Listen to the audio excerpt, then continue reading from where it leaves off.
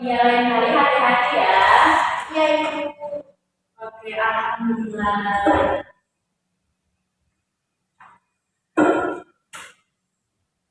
Baik, sebelum kita memulai pelajaran kita pada hari ini, marilah kita berdoa, tundukkan kepala sejenak menurut agama dan kepercayaan kita masing-masing. Berdoa dimulai. Berdoa selesai. Untuk pertemuan kali ini, Ibu akan mengecek data hadir kalian terlebih dahulu. Coba tengok kanan kirinya, ada nggak teman-temannya yang datang hari ini? Ada, Bu. Oke, cek ya. Yang pertama ada Anis Maisal, hadir Bu. Oke, Anis hadir. Kemudian Dada, Dada sudah hadir Bu. Dada kemana Dada? Sakit katanya, Ibu. Sakit apa Dada? Panas, gara-gara kemarin dia beli es kebanyakan. Ya, oke, selanjutnya Dadang sakit ya. Iya, Ibu. Kemudian ada Wayan dia di mana? Sakit, Ibu. Oke, Wayan hadir. Kemudian Rizkyanita. Tidak hadir, Ibu. Rizkya kemana? Ikut Olimpiade, Bu. Wah, Olimpiade apa ya? Matematika, Bu. Kemudian ada Iwan Nelly. Hadir, Bu. Oke, Iwan Nelly hadir ya. Baik semuanya. Sebelum Ibu melanjutkan materi kita pada hari ini, di sini Ibu akan memberikan kalian sebuah ice breaking. Nah, ice breaking ini tujuannya adalah untuk memfokuskan dan memberikan semangat supaya kita tetap terfokus kepada pelajaran kita hari ini. Nah, nama ice breakingnya yaitu ikuti perintahku. Jadi, kata kuncinya, kalau kataku pegang kepala, berarti pegang kepala.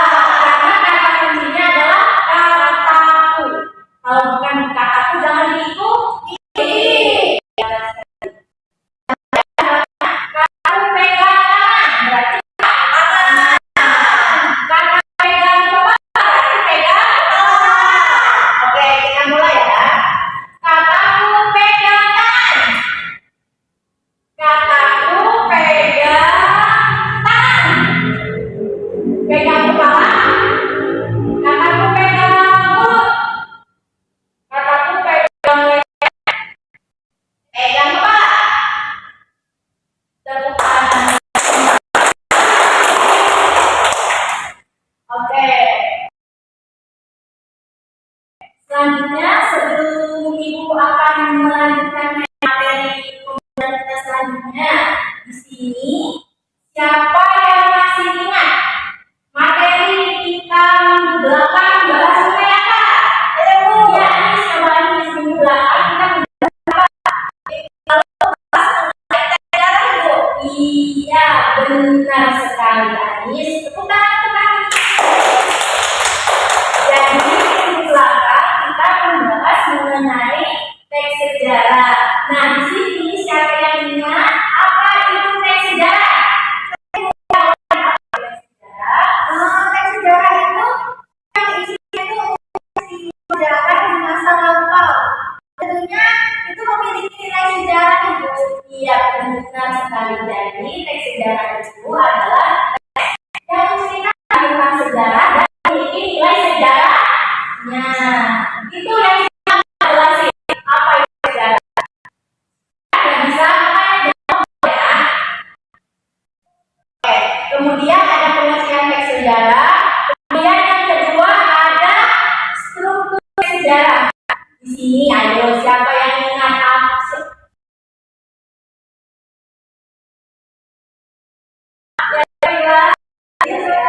Teks sejarah itu orientasi urutan kedua dan reorientasi. betul sekali, Masya Allah. Jadi dalam struktur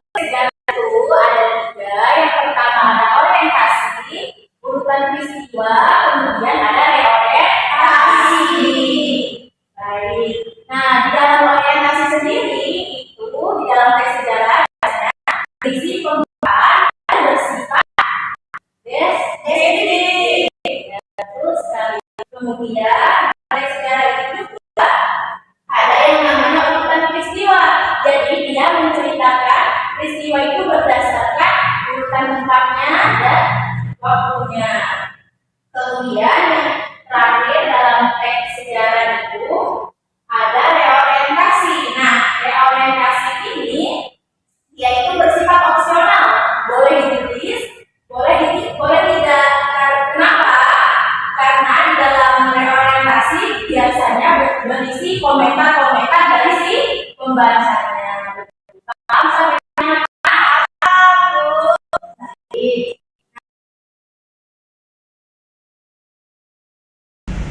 Baik, pada siang ini Ibu akan membahas mengenai teks prosedur. Nah, di sini siapa yang tahu apa pengertian dari teks prosedur? Oke, Ani silakan jawab apa itu teks prosedur. Teks prosedur adalah teks yang membahas mengenai langkah-langkah dalam melakukan sesuatu itu. Iya. Baik, betul sekali Nah Anis. Jadi teks prosedur itu adalah teks yang berisi langkah-langkah atau urutan kita dalam membuat sesuatu. Nah, di dalam teks prosedur sendiri itu terdapat struktur. Nah, struktur dalam teks prosedur itu ada 3. Ada berapa? Yang berapa? Itu yang ngobrol. Ada berapa? Tuh, gak paham kan kalau nggak perhatiin? Nah, coba sebutkan apa aja struktur teks prosedur. Jadi dalam teks prosedur itu strukturnya terbagi menjadi 3 Ibu. Yang pertama ada tujuan, kedua tahapan, yang ketiga adanya penegasan ulang. Iya, tapi agak kebalik ya. Siapa yang mau lagi membetulkan?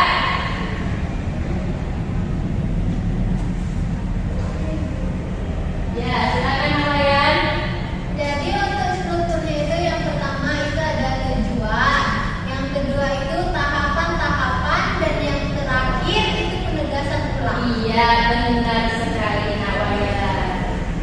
Nah, di dalam tujuan itu biasanya berisi pernyataan umum yang diisi dengan pengantar, pengenalan ataupun maksud dari keberadaan petunjuk. Kemudian ada yang kedua yaitu tahapan-tahapan. Nah, di dalam tahapan-tahapan ini biasanya di sini terdapat langkah-langkah kita yang akan kita capai di dalam membuat sesuatu. Misalnya di sini sudah ada contohnya yaitu tahapan-tahapan membuat paspor ya. Nah, yang ketiga yaitu ada penegasan ulang. Nah, kemudian untuk selanjutnya yaitu ada kaidah kebahasaan dari teks prosedur. Yang pertama yaitu ada kata kerja imperatif. Coba di sini bukannya. Itu. Ini. Nah, Iwan, apa itu kata kerja imperatif? Iya, betul sekali. Coba. Nah, Wayan, contoh dari kata kerja perintah. Contohnya, tolong ambilkan pulpen saya. Baik, masih kurang tepat. Kata kerja perintah. Misalnya nih, gue sebutkan ambillah, bilaslah, duduklah, seperti itu di dalam teks prosedur. Kemudian kaidah kebahasaan di dalam teks prosedur selanjutnya yaitu ada pernyataan persuasif, kata teknis, konjungsi penjumlahan. Nah, untuk konjungsi penjumlahan ini contohnya masukkan 200 ml air. Nah, konjungsi penjumlahannya adalah 200 ml. Nah, kemudian selanjutnya yaitu ada deskripsi alat. Berarti kita mendeskripsikan alat apa yang bakal kita gunakan. Ya, betul sekali. Kemudian di sini selanjutnya ada ciri-ciri dari teks prosedur itu sendiri. Nah, untuk ciri-ciri teks prosedur itu ada 7. Siapa yang ingin membantu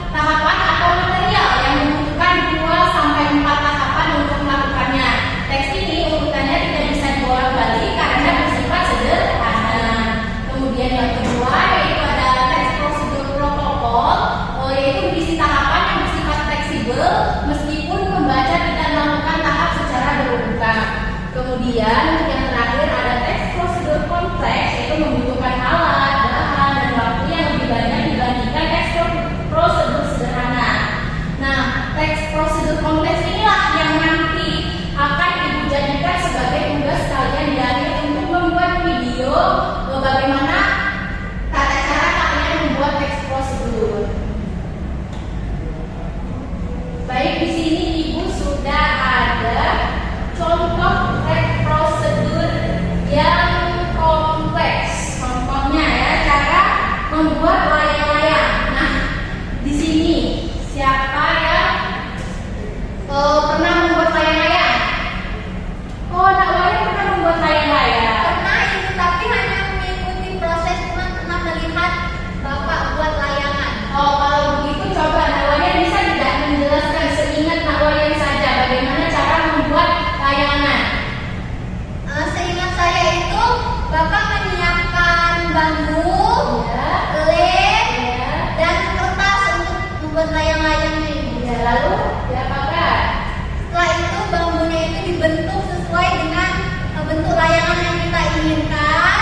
Itu disatukan. Setelah itu kertasnya itu ditempel pada bambu tersebut Ibu. Lalu setelah itu nanti dikasih tali agar layang-layangnya bisa terbang. Masya Allah sekali ya. Nah, di sini Nak Waya sudah mencontohkan bagaimana cara membuat layang-layang. Tapi di sini juga Ibu sudah memiliki contoh cara membuat layang-layang.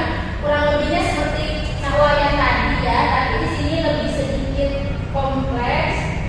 Di sini untuk alat dan bahan yang diperlukan yaitu pertama penggaris, kemudian ada pisau, ada gunting, kemudian ada satu mas bambu berdiameter kurang lebih 1 cm dan panjang kurang lebih 60 cm. Kemudian ada satu ruas bambu berdiameter kurang lebih 1 cm dan panjang kurang lebih 100 cm. Kemudian yang terakhir yaitu ada kertas layangan, biasanya itu kertas minyak. Kemudian yang ketiga ada spidol dan kertas dan benang. Nah, untuk tahapan yang dilakukan yang pertama itu persiapkan kertas layangan, kemudian gambarlah kolang-kolangnya dengan spidol pada kertas dengan melebihkan 1 sampai 2 cm sebagai kecepatan kertas. Kemudian di sini potonglah yang sudah diberi pola menggunakan gunting. Kemudian tahapan yang keempat yaitu lipat kertas layangan ke bagian belakang kerangka layangan dan rakitlah dengan menggunakan lem. Kemudian yang kelima berikan hiasan yang ringan dan menarik pada layangan. Kemudian yang terakhir layangan pun siap untuk dilanjutkan. Oke, sampai di sini. Siapa yang belum paham atau ingin bertanya? Tidak ada? Kalau tidak ada, Ibu yang akan bertanya kepada kalian. Di sini siapa yang dapat menyimpulkan materi 1 tadi dari yang Ibu jelaskan pertama sampai terakhir secara lengkap, maka dia akan mendapat nilai lebih dan tidak usah ikut praktik minggu depan. Siapa yang mau?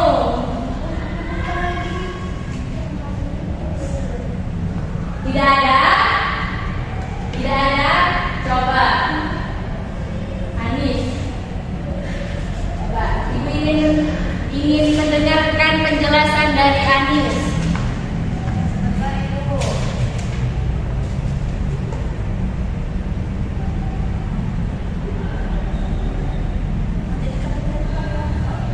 Dekat aja ya. Iya, jadi nanti kamu ngomong aku. Nanti kamu kalau ini dari sana ya. Oke, siapa yang mau mencoba menjawab? Ibu, baik, coba Nani, coba begitu. Coba Nani dijawab. Baik Ibu, pengertian dari teks prosedur berisi Baik, saya menyimpulkan. Oh ya. Baik, coba Nani, coba dijelaskan kita ini. Baik Ibu, di sini saya akan menyimpulkan materi mengenai teks prosedur. Nah, pengertian dari teks prosedur sendiri itu merupakan teks yang berkaitan dengan panduan atau langkah-langkah dalam mengerjakan sesuatu Ibu. Ya, betul sekali. Nah, dalam teks prosedur itu juga memiliki 3 struktur. Yang pertama tujuan, yang kedua tahapan-tahapan, lalu yang ketiga penegasan ulang Ibu.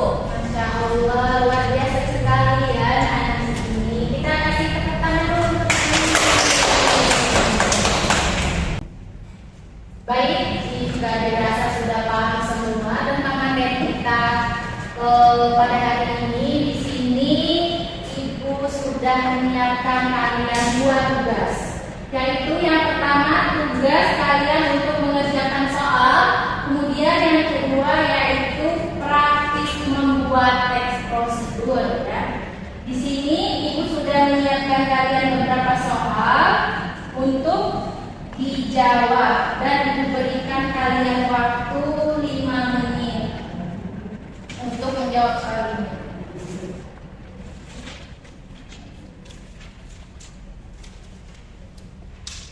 Oke, silakan dijawab. Ibu kasih waktu 5 menit ya. Jika tidak ada yang mengerti atau kurang paham dengan soalnya, silakan ditanyakan. Bu, ya. Ini soalnya ditulis apa kamu? Oh, tidak usah, langsung saja dijawab kertasnya ya. Berarti tidak disalin, Bu. Tidak. Oke, Bu.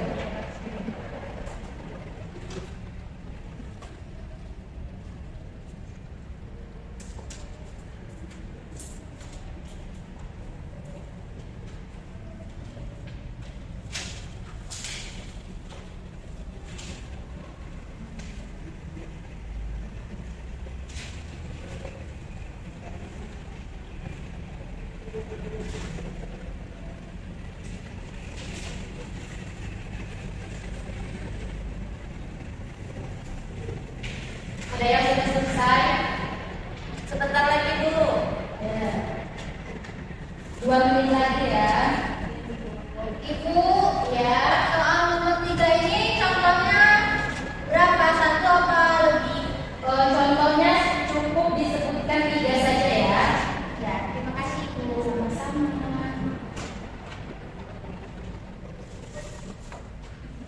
Waktu udah, Bu.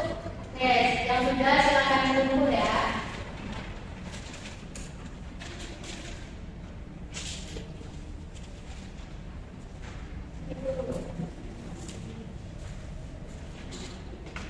Ayo, siapa lagi yang belum? Yang belum keluar lagi, Bu.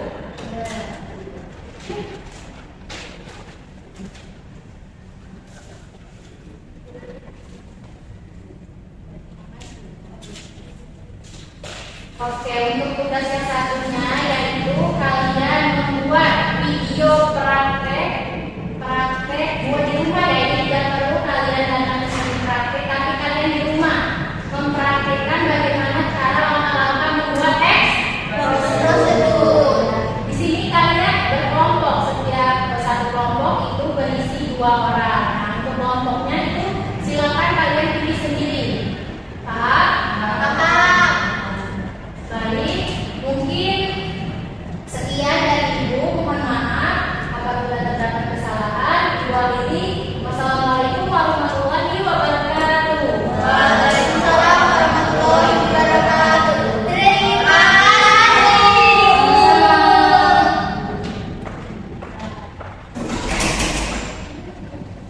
Assalamualaikum warahmatullahi wabarakatuh. Tabiun.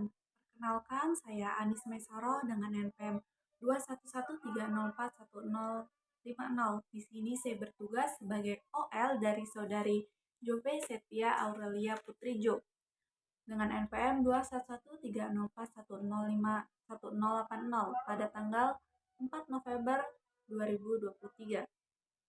Kelas 8 dengan topik teks sejarah semester 1. Di sini pada tugas keterampilan memberi penguatan. Hal-hal yang diamati yang pertama penggunaan verbal. Saudari Jove sudah mengatakan kata benar, bagus, tepat, bagus sekali digunakan dengan tepat. Lalu kalimat pekerjaan baik sekali, saya senang dengan pekerjaanmu, pekerjaanmu makin lama makin baik digunakan dengan tepat. Lalu yang kedua penguatan nonverbal. Penggunaan berupa mimik dan gerakan badan digunakan dengan tepat. Penguatan dengan cara mendekati digunakan dengan tepat. Penguatan dengan sentuhan digunakan dengan tepat. Penguatan berupa simbol atau benda digunakan dengan tepat. Lalu cara penggunaan Penguatan kepada pribadi digunakan dengan tepat. Variasi dalam penggunaan digunakan dengan tepat. Lalu pada prinsip penggunaan, kehangatan dan keantusiasan digunakan dengan tepat, kebermaknaan digunakan dengan tepat, dan menghindari penggunaan respon yang negatif digunakan dengan tepat.